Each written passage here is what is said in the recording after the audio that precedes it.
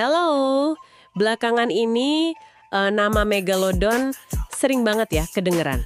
Ya, betul. Mungkin gara-gara film Mega 2, The Trench itu, atau ya video-video heboh di TikTok, di YouTube.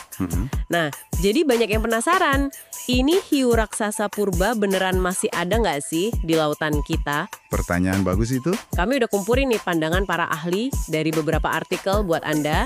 Yuk kita coba bedah bareng. Faktanya gimana sih di balik sensasi ini? Oke. Ya, Otodus megalodon ini emang figur yang luar biasa ya. Sumber kita nyebut dia hidup sekitar 20 juta tahun sampai 3,6 juta tahun lalu. Lama banget itu. Ya, bayangin aja ukurannya bisa sampai 18 meter. Giginya aja 3 kali lebih gede dari hiu putih raksasa. Wow. Nah, diskusi kita kali ini bakal fokus ke bukti ilmiahnya aja nih. Buat jawab pertanyaan tadi, apa bener dia udah punah? Oke, mari kita mulai deh. Sumber kita ini ngutip pandangan Jack Kupel. Dia seorang mahasiswa doktoral. Dia tegas banget bilang Megalodon itu udah punah. Salah satu alasan utamanya menurut saya sih logis banget ya, itu soal rantai makanan. Gimana tuh persisnya? Tepat sekali. Jadi, Megalodon ini kan predator puncak. Artinya dia di paling atas gitu, hampir gak ada musuhnya. Oke. Nah, kalau predator segede ini masih ada sampai sekarang, wah pasti kelihatan banget dampaknya di ekosistem laut. Kelihatan gimana maksudnya? Ya, populasi mangsa utamanya, misalnya paus ya, itu pasti bakal jauh lebih sedikit, lebih tertekan. Sumber kita bilang, kepunahan Megalodon punya konsekuensi berjenjang. Paus jadi lebih banyak. Oh, jadi karena dia nggak ada, mangsanya jadi lebih banyak. Betul.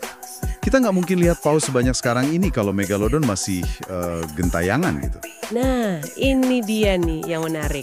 Berarti kepunahannya itu justru malah membuka jalan buat evolusi paus-paus raksasa yang kita kenal sekarang. Persis, itu salah satu poin paling keren dari sumbernya. Disebutkan di sana, beberapa mamalia laut terbesar saat ini, kayak paus biru, itu cuma berevolusi setelah Megalodon punah. Wah. Jadi kepunahannya itu kayak ngasih ruang gitu di ekosistem. Paus balin misalnya, jadi bisa tumbuh gede banget kayak sekarang. Jadi ironis ya, keberadaan paus biru yang gede itu justru jadi bukti kalau Megalodon udah nggak ada. Bisa dibilang gitu. Jaring makanan modern yang Anda lihat sekarang ini, sebagian terbentuk justru karena Megalodon udah nggak ada lagi. Keberadaannya bakal mengubah total kondisi saat ini. Wow, oke. Itu sudut pandang yang keren banget sih. Tapi gimana dong sama argumen yang sering muncul itu, soal laut dalam yang belum dijelajahi? Ya. Kayak mungkin aja dia ngumpet di Palung Mariana gitu. Kan dalam banget tuh. Nah, itu dia. Argumen sudut gelap lautan. Sumber kita juga bahas ini.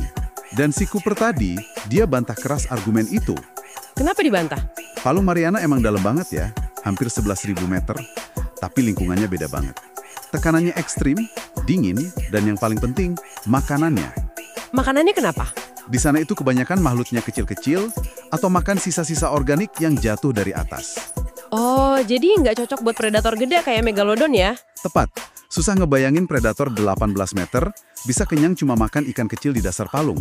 Sumber kita ngutip lagi argumen Cooper. Karena Megalodon kemungkinan cari mangsa gede, hewan kecil itu bukan sumber makanan yang pas. Masuk akal sih. Dia butuh mangsa besar, banyak, buat nutupin kebutuhan energinya yang gede banget itu.